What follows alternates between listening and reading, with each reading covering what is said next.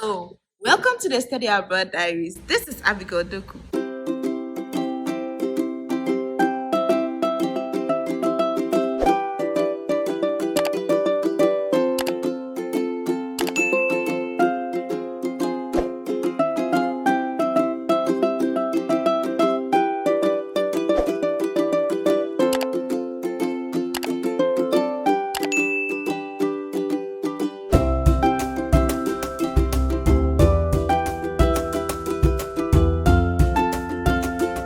In today's video, we are looking at how to apply to Chinese universities. This is a presentation by Mr. Emmanuel Ejekum. Let's get started. How can you apply to China? It's a very simple chart that gives you a guideline on how to apply. First and foremost, you must decide on what you want and where you want to study.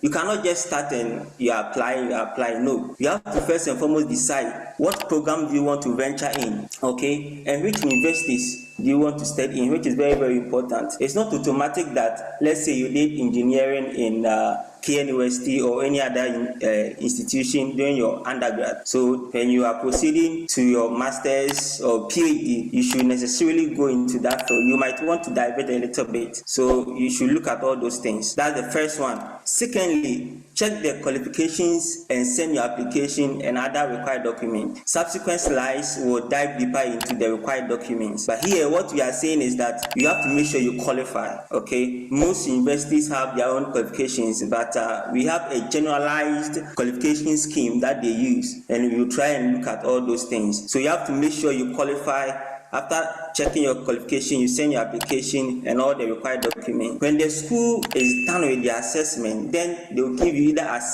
your acceptance letter if your application is admitted, or they will reject you. Sometimes when they are rejecting people, you see the message, oh, we had a lot of applications, so and so. We are sorry to say that. If you see we are sorry, then you know that it didn't work out. But when it worked out, they'll tell you, congratulations, that will be the first one. So when that happens, you are going to receive your acceptance letter. After you have received your acceptance letter, that's when you apply for your visa. After applying for your visa, if it's approved by the embassy, then you can proceed and travel. Number two, where to apply. Where to apply.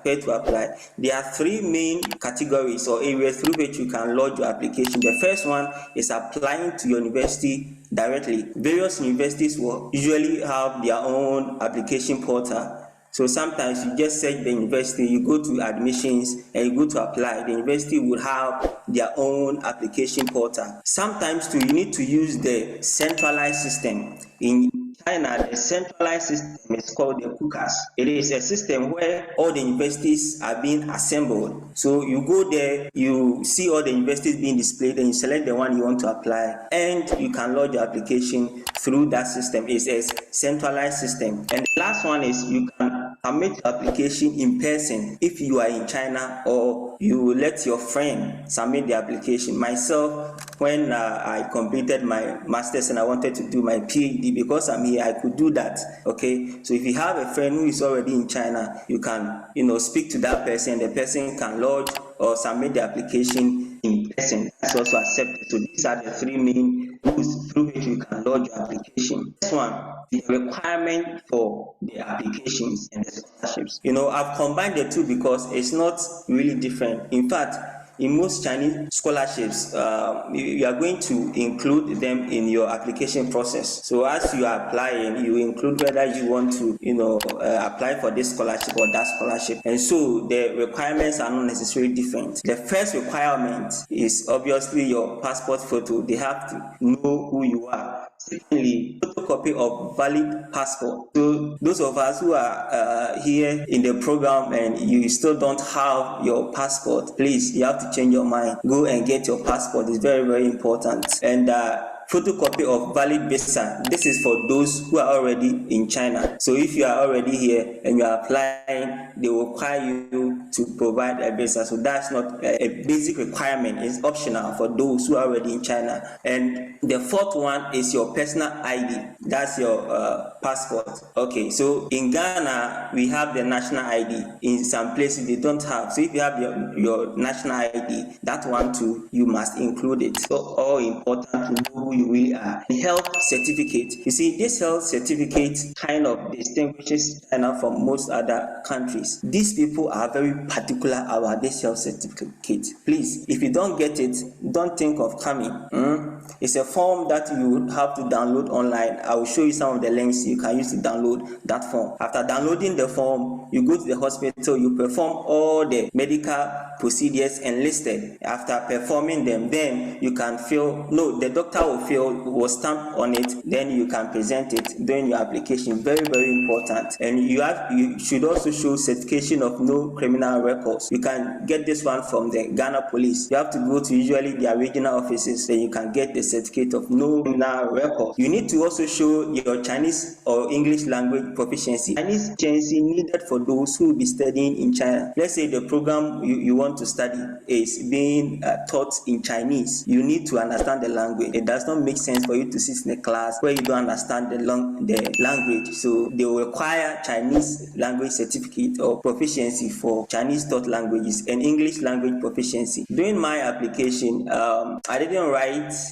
TOEFL or IELT, and I just went to the English department and collected my English proficiency letter, and I used that one to apply. The school accepted it. So you can use that one to apply, or you also need to write these standardized examinations to present as your English language proficiency. The next one is you have to prove that you can support your studies in China, especially those with either no scholarship or partial funding. You need to prove with a bank statement that you can support your study. Certificate or diploma from your last graduation. This is very clear. Your academic transcript from your last graduated school, your study plan, and your statement of purpose. For PhD, you would be required to write a research proposal. You have to take note of that. And the last one is your recommendations. Most Chinese universities will require 2 recommendations, at least 2. So get 2 lecturers in the university, or those of you who are having your national service where you are working, you can speak to those at the top to see if they can recommend you. It's very, very important. They need to see that you are a trustworthy person. Number 4, the how is the required document for your visa application. So let's say now you've applied, you've been given the admissions. How are you going to apply for your visa? What are the documents you need to apply for your visa? First one is the visa application for your studies in China, usually called the JW201 or the JW202. This document is usually given to you by the Chinese embassy or the university you apply to. So if you apply to the university straight away, the university will give you that. If your application was done through the Chinese embassy in your country, then they will give you this JW202 document to apply for your visa. It's kind of yellowish transparent document. The next one is you need passport which should at least 6 months of remaining validity. Send passport size photo, your admission notice from the university. And the last one, once again, you see I have highlighted this one, is your physical examination form. Medicals, very, very important. In the world that we live in now, a lot of diseases and all these things have to make sure one coming is not already condemned in health-wise. The person is fit to study. So next one, your scholarships in China. Basically, categories of scholarship. We have the government scholarships and the university scholarships. The government scholarships are usually heavier as compared to the university ones. So if you get the government scholarship, and the government scholarship, you have the first one for the Chinese government scholarship, the Confucius Institute scholarship, the CAS, TWS scholarship, the provincial, and all these ones given by the government. And in the university, we have the full scholarship and the partial scholarship. Full scholarship will usually cover your tuition, accommodation, insurance, and monthly stipends. Usually the full will cover these ones, but the partial one, it depends, but most of them will cover your tuition. So you are going to take off your accommodation and your feeding, okay, and we should take note of that. Now these are very, very important sites that you need to note when you are applying to China. There are a lot of other mirror sites, but these are the key ones. You have to take note of them when you are applying to China, especially scholarships. Thank you very much for watching to this end. If you have any question, comment, suggestion, please leave it in the comment section and I would attend to you. Also, if you've not subscribed yet, this is your first time, please subscribe, like and share with family and friends. Click on the notification bell and you would be notified anytime I post a new video. Until we meet again, this is the Study Abroad Diaries. Adios.